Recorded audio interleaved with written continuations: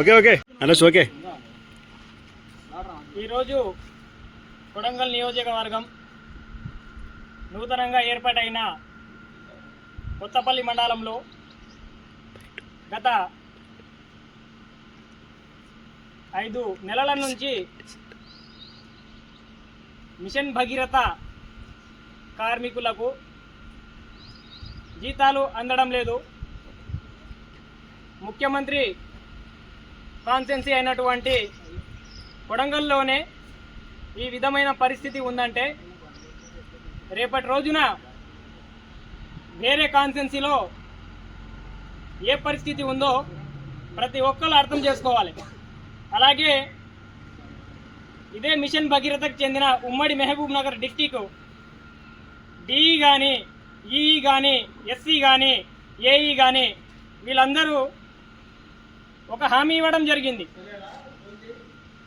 మేము ఎట్టి పరిస్థితుల్లో 1 మంత్లో మీకున్న 20 మంత్ పిఎఫ్, అలాగే ఈఎస్ఐ, అలాగే సేఫ్టీ కిట్స్, వీక్ ఆఫ్, పెండింగ్లో ఉన్న 5 నెలల జీతాలు ఇవన్నీ క్లియర్ చేపిస్తామని చెప్పడం జరిగింది. అది చెప్పి దాదాపు 4 నెలలు అవుతుంది. ఈ రోజు నుంచి 5 నెలలు పట్టింది.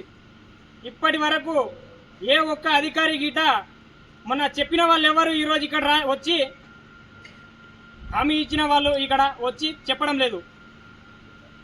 కావున మేము ఒక కార్యాచరణానికి వచ్చి మద్దూరు మండలం, కోస్గి మండలం, కొత్తపల్లి మండలం, గుణమాల మండలం, కొడంగల్ నుంచి దాదాపు 40 మంది దాకా ఇక్కడ కొత్తపల్లి మండలంలో ధర్నా చేయడం జరిగింది. అలాగే ఇప్పుడు ఒక పెద్ద సంస్థ అయినటువంటి మెగా ఇంజనీరింగ్ సంస్థ వాళ్ళు హామీ ఇవ్వడం జరిగింది. బుధవారం వరకు మీకు పెండింగ్ ఉన్న శాలరీని మొత్తం క్లియర్ చేస్తాము, అలాగే వీక్ ఆఫ్ మీకు ఏమైతే లేవో అవన్నీ క్లియర్ చేస్తామని హామీ ఇవ్వడం జరిగింది.